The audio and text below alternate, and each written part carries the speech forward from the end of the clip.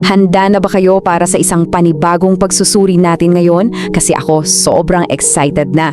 Ngayon, hihimayin natin ang kasaysayan at heograpiya ng isang lugar na literal na nauna pa sa halos lahat ng probinsya dyan sa gitnang Luzon. Oo, tama ang dinig nyo. Taong 1705 pa lang nandyan na siya.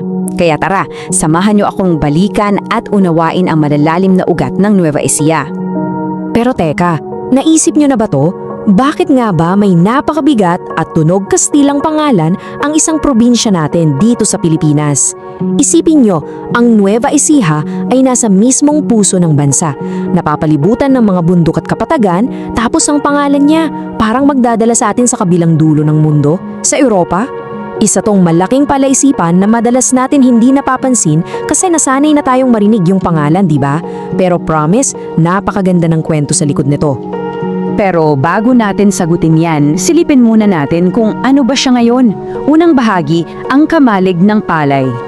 Siguro naman, pamilyar kayo sa napakalakas at proud na titulong ito, ang kamalig ng palay ng Pilipinas. Hindi lang to basta palayaw ito talaga ang pinaka-identidad ng Nueva Ecija.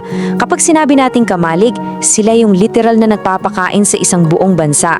Dito nanggagaling yung napakalaking porsyento ng bigas na kinakain nating mga Pilipino araw-araw. Kung walang Nueva Ecija, walang kanin sa mesa. Kaya saktong-sakto yung quote na to na naglalarawan sa mismong kaluluwa ng probinsya.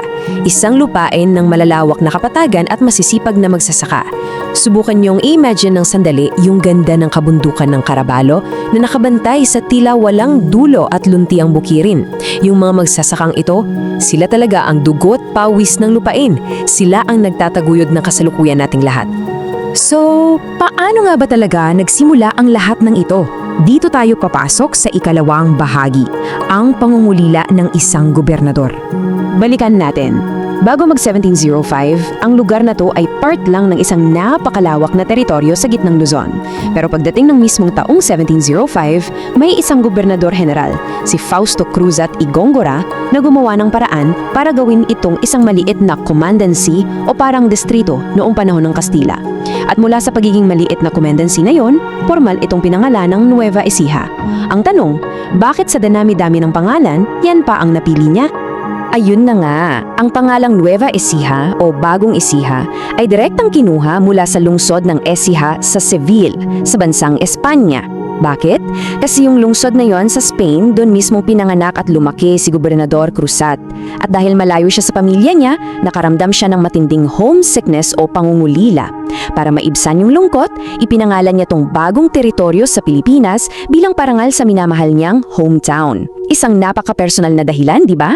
Pero nag-iwan ng permanenteng marka sa mapa natin. At dahil dyan, may isang nakakatuwang agkakataon na nabuo. Ikatlong bahagi, ang kwento ng dalawang init. Ito ang mind-blowing part. Kung ikukumpara mo yung dalawang lugar, grabe yung pagkakatulad nila sa klima. Yung Ecija sa Spain, isa yan sa pinakamainit na lungsod sa buong bansa nila. Ang tawag pa nga sa kanila doon, kawali ng Andalusia o frying pan of Andalusia dahil sa tindi ng sikat ng araw. Tapos tingnan mo naman yung Nueva Ecija natin dito. Kahit walang koneksyon sa heografya, sikat din siya sa matinding init. Yung tipong maalinsangan pero saktong agrikultural na init na kailangan-kailangan para mapalago ang malalawak nating palayan. Nakakatuwa, di ba? Namana ng Bagong Ecija, hindi lang yung pangalan, kundi pati yung init ng orihinal na lungsod nito. Pero syempre, kahit na may bahid ng Kastila ang pangalan at init ng lugar, iba pa rin ang nasa puso nito. Kaya dumako tayo sa ika-4 na bahagi, isang natatanging kaluluwang Pilipino. Ito talaga yung pinakamahalagang punto natin ngayon. Kahit na nagmula pa sa Espanya yung pangalang Nueva Ecija, ang totoong kaluluwa at puso ng probinsya ay nananatiling purong Pilipino. Ang nagpapatakbo at nagbibigay buhay sa lugar na ito ay yung mismong mga mayamang kultura ng mga Tagalog, Ilocano at Pangasinense. Sila yung mga nagtatanim sa mga palayan, nagdiriwang ng mga makulay na piyesta at nagpapatuloy sa kasaysayan ng lalawigan. Sila talaga ang tunay na diwa ng Nueva Ecija.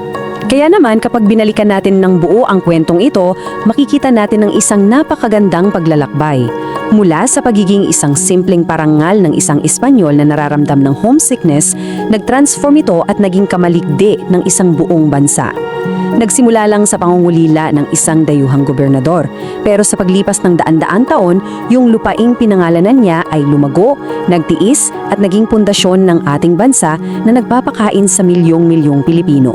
Grabe yung kwento ng pag-unlad at katatagan, di ba? At yan ang bumubuo sa makulay na kasalsayan ng rice granary ng Pilipinas.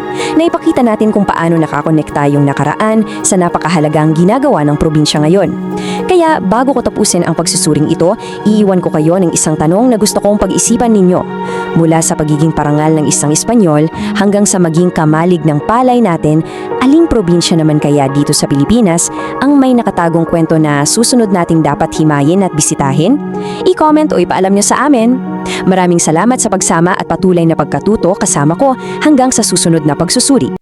Kung nagustuhan mo ang kwentong ito, huwag kalimutang i-like ang video, mag-subscribe at i-on ang notification bell para sa iba pang alamat at kwentong bayan.